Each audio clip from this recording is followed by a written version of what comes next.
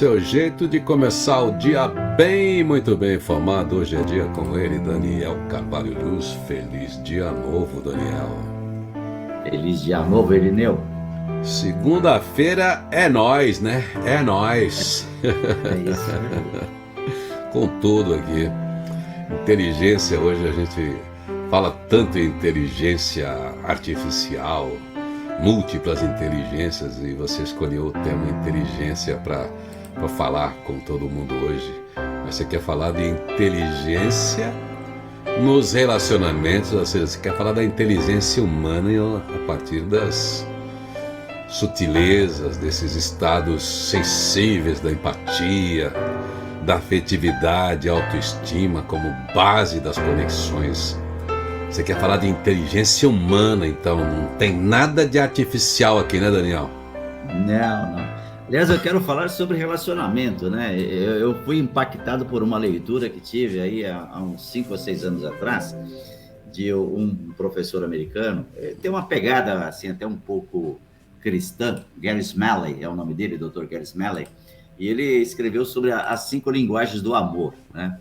E ele abre o trabalho dele, o livro dele, com uma frase que me chamou a atenção. Ele disse o seguinte, ó: a vida é relacionamento, o resto não passa de detalhes.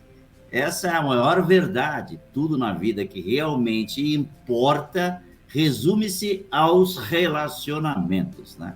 E aí, quando a gente pensa nessa coisa de tudo que importa resume-se a relacionamentos, aí você vai ver que a nossa relação com os nossos cônjuges, com os nossos filhos, com os nossos amigos. E na área de negócios, cara, tudo é relacionamento. Por isso até que se trata, muitas vezes, de um tema muito específico na gestão dos negócios, que é essa coisa do network, né? A sua rede de conexão, a sua rede de relações, né? Então, a gente aprender a se relacionar faz muito sentido e vale, sim, gastar algum tempinho aí falando os principais que estruturam um relacionamento inteligente ou a inteligência dos relacionamentos. Então, quando você coloca aqui afetividade, né, que é uma coisa muito humana, a gente hoje já tem uma noção, pelos estudos, pela investigação dos pré-históricos, né, antropológicos, aí os estudiosos dessa área, que o ser humano, os grupos que se formaram, pelo menos dentro dessa coisa longínqua dos sapiens, né, dos vários sapiens, e os sapiens sapiens que somos nós, existia lá atrás já essa ideia do afeto. É por isso que a gente se agrupava, né? Existiam as tribos, os grupos pequenos, nem eram grandes, mas eles eram mantidos em nome da afetividade, e aí que iam construir as bases dessas outras coisas que compõem a inteligência relacional, que é do tamo junto para nos defender, para cooperar, né? E sempre foi uma divisão muito equânime lá na pré-história entre homem e mulher, dentro das características biológicas de cada um. Mas é interessante que a afetividade está na raiz humana, não dá para levar para a empresa. A organização tem 1000 pessoas, não dá para ficar pensando na subjetividade de cada um, não. Porque tem 1000 pessoas, é que tem que ter muito mais preocupação, senão vira um caos, né, Daniel?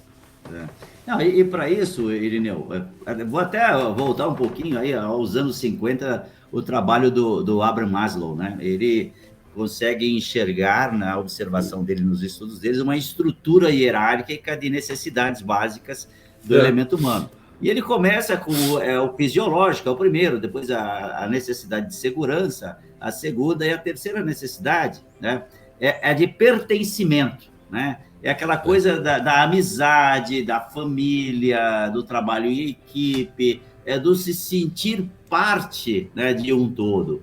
E quando as organizações, as lideranças não fazem esse trabalho de fazer com que todos se sintam parte de um todo, essa liderança não faz aquele trabalho que é de catalisar o time, ele não está trabalhando por pertencimento e também está falhando em construir uma equipe que se relaciona bem, e até o relacionamento dele com a própria equipe, né? Porque senão não acontece o elemento seguinte nessa estrutura, que o Maslow chamava de autoestima, né? Se você não se sente parte de um grupo, você não se sente reconhecido pelo grupo e logo a sua autoestima é afetada, né? Porque a autoestima da gente sobe em função dos retornos que a gente tem, dos feedbacks que a gente tem, dos reconhecimentos que a gente tem, aquilo vai construindo a nossa autoestima, né? Até chegar no topo da pirâmide do Maslow, que era a autorrealização. Vou me sentir autorrealizado quando eu tiver todas essas necessidades preenchidas. E uma delas vem dessa coisa que a gente está tratando aqui, que é relacionamento. Então, quando a gente fala de relacionamento, ele é nesse sentido dessa conexão, dessa conciliação com os interesses, as necessidades, o jeito do outro. Isso vale desde o seu relacionamento com as crianças da casa, com o marido, com a mulher, com o vizinho, com o porteiro, com todo mundo, porque a base humana ela é fundamentada nisso, né? A base humana é essa de criação de alguma confiança, de algum reconhecimento para se chegar a esse pertencimento. Eu sou visto, eu sou percebido. Como é que a gente atropela esse sentido tão original, né? Como é que a gente vem atropelando esse sentido tão original de conexão? Talvez seja por um excesso de individualismo, Daniel, que é uma das coisas que a gente está... Né, tem muitas pessoas debatendo isso, né? Uma sociedade muito individualista que atropela esse senso comum do pertencimento a partir dessa beleza, e a beleza anterior, né? Original. É isso, Irineu. Você sabe que, olha, 90% da arte de viver, isso não é o que eu estou dizendo estudos que a gente encontra aí em diversas publicações sobre relacionamento. 90% da arte de viver consiste em se dar bem com as pessoas que você não gosta. Porque se dar bem com pessoas que você gosta é uma delícia, cara, né? Então, Claro. o difícil é você se dar bem com as pessoas que você não gosta. E a inteligência no relacionamento exatamente reside aí, cara, porque de quem você gosta se relacionar não precisa inteligência nenhuma, você faz isso de maneira tão natural, sem usar nenhum esforço cognitivo, até instintivo. Mas quem você não gosta, você tem que gerenciar as suas emoções, né? Tem que falar, não, tem que racionalizar, eu preciso me relacionar com esse indivíduo, né, para assegurar, né, um ambiente não tóxico, para assegurar um ambiente que tenha uma certa harmonia. E esse é um esforço que tem que fazer. Isso a gente chama de inteligência nos relacionamentos. Essa coisa Olha, tão boa, né, que ajuda a gente a progredir. ô Daniel, você falou que amar quem a gente não gosta. Eu gosto dessa frase, ela está até num dos CDs, que ela tem tudo a ver com isso. Eu vou até aumentar a música aqui, que eu publiquei ontem à noite, que você conhece bem, do Gilbert Keith Chesterton. Ele falou exatamente isso que você disse. Amar significa amar o que é difícil de ser amado. Do contrário, não será virtude alguma. Perdoar significa perdoar o imperdoável. Do contrário, não será virtude alguma. Fé significa crer no acreditável. Do contrário, não será virtude alguma. E esperança significa esperar quando já não há esperança. Do contrário, não será virtude alguma. Ou seja, voltando para a questão da pessoa, a gente tem que entender o universo da outra pessoa, né? A perspectiva da outra pessoa, se colocar no lugar da outra pessoa, que é aquilo que a gente fala bastante, que é a tal da empatia, né? Que é ver do ponto de vista da outra pessoa o que ela vê, da história dela, o que ela vê, da experiência dela, o que ela vê, porque é uma coisa única e exclusiva. A mesma história que eu e o Daniel estamos juntos numa sala, a que o Daniel vai contar, ele conta de um jeito, eu conto de outro. Às vezes o significado para um e outro até foi diferente de um mesmo fato, né, Daniel? É isso aí. E aí tem uma coisa interessante, você até abriu falando dos 3 elementos da relação, né, do relacionamento, que é empatia, afetividade e autoestima, né? E a coisa da empatia também, né? As pessoas precisam entender, e é um conceito tão simples de entender, mas tão difícil de praticar, né? Quando você fala assim, a empatia é saber se colocar no lugar do outro. Putz, isso é fácil de entender, mas é difícil a gente psicologicamente se colocar no lugar do outro, entender a dor do outro, né? E também não ser invasivo né? A ponto, entendi a sua dor, você resolve esse né? Aí você tem até uma parábola, um dos textos que eu escrevi, que você narrou também com muita propriedade, que é a cama de Procusto, né? Então, algumas vezes, a pessoa acha que as pessoas têm que se enquadrar dentro da visão dela. Eu já entendi como você é. Você precisa cortar metade dos seus pés e metade dos seus braços para caber dentro do meu modelo, né? Isso não é empatia, né? Entender a necessidade do outro, né? Então, se o outro é maior que a cama, cara, aumenta a cama, né? Não corta os pés dele, né? Como o Procusto fazia, né? Que é a tal da síndrome de Procusto. Isso não é empatia. E as pessoas, às vezes, confundem isso, de querer fazer com que o outro... para você se dar bem, você tem que fazer como eu, né? Não é assim, né? Então, a empatia é fundamental que a gente entenda e pratique. A afetividade, Irineu, esse é um negócio, assim, muito profundo, se a gente leva hoje para o campo das organizações, e graças a Deus tem muitos diretores de RH, profissionais de RH, sabendo trabalhar isso na questão da afetividade, trabalhando a inclusão, né? Eu acho que isso é bacana, o entendimento da diversidade, né? Porque o que é a afetividade? É a ausência de preconceitos, né? É o olhar para o outro e enxergar ele como ser humano, né? Olhar numa mesma natureza igualitária, né? Sem ficar classificando, sem pulando. E aí, quando a gente olha para o outro numa mesma natureza igualitária, como ser humano, cara, a relação vai fluir de uma maneira muito boa.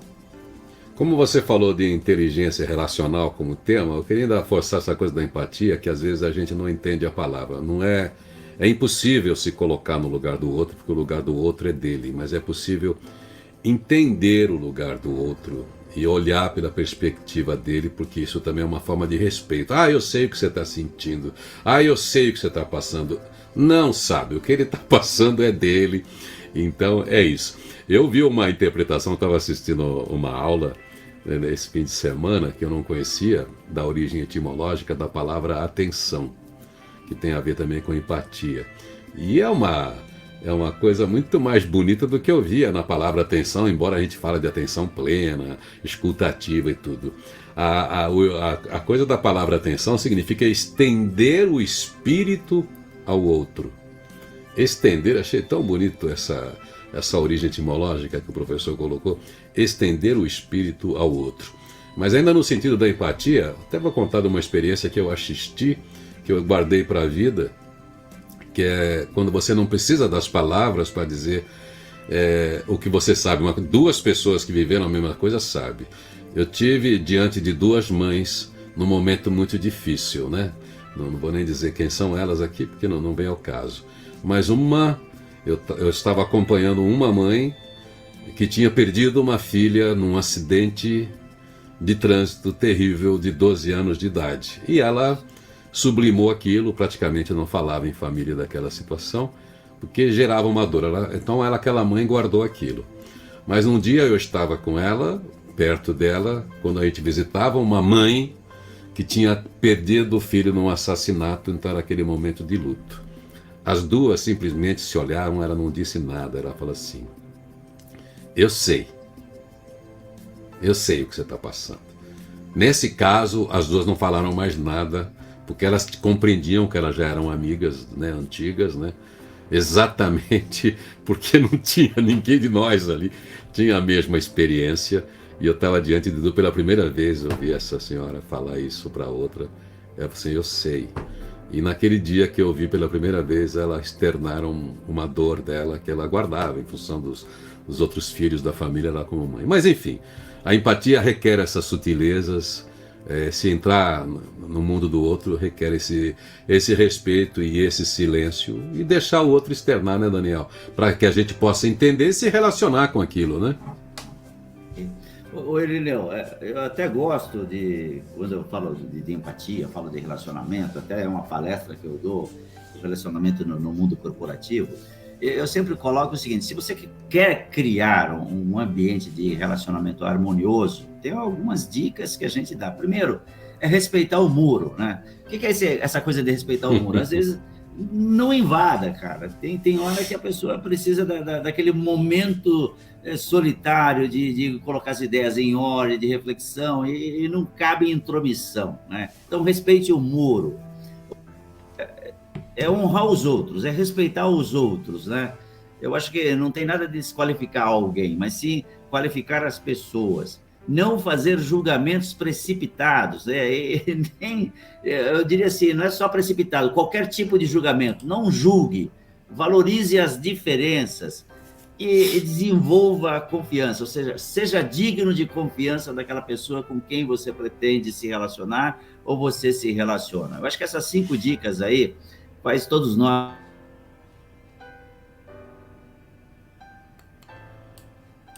não julgando, valorizando. Ô Daniel, deixa eu interromper Oi. você. Falhou um pouquinho quando você... Essas 5 dicas aí a gente sumiu, perdeu o seu, quando você estava reforçando as 5 dicas. Ah, legal. Então vamos lá. Reforçando as 5 dicas. Continue respeitando os outros, continue honrando os outros, respeitando, honrando, não julgando, valorizando e sendo digno de confiança da pessoa com quem você quer se relacionar ou está se relacionando. É isso aí, Irineu. Então é isso aí, olha, autoestima é respeite-se e, é claro, respeito é em relação ao outro, estabelecer uma relação igualitária, honesta, transparente, evitar ambiguidades, né, para poder ter aquele ambiente, uma palavrinha que a gente usou pouco aqui na conversa, mas um ambiente de confiança, né, que dá essa liga para você travar, né, tratar, transacional que você tem que fazer com o outro, que é com o outro que a gente vai. Se não tiver com o outro, a gente perde o nosso propósito humano, né? Daniel, obrigado aí, hein? Muito bom estar com você nesse relacionamento amoroso, conciliador, sábio. Uma vez eu estava com o nosso amigo Daniel Maurício Cita, né, que é nosso parceiro também da Literária e PUC. A gente tem um relacionamento tão antigo, tão amoroso, que só falta sexo, né? Mas não vai ter, não. Daniel, é isso aí. Então nós estamos aí nesse relacionamento de trocas há muito tempo e é muito importante a gente preservar as pessoas que enriquecem a vida da gente e não deixar coisas à toa, né, interferirem justamente nesse ambiente tão produtivo e tão potente que é a possibilidade de relacionamento com as pessoas mais diversas, né, Daniel? É isso aí, Irineu. Um abraço, até a próxima segunda. Valeu, Daniel Carvalho Luz. Feliz Dia Novo, o seu primeiro programa, Rádio Positiva.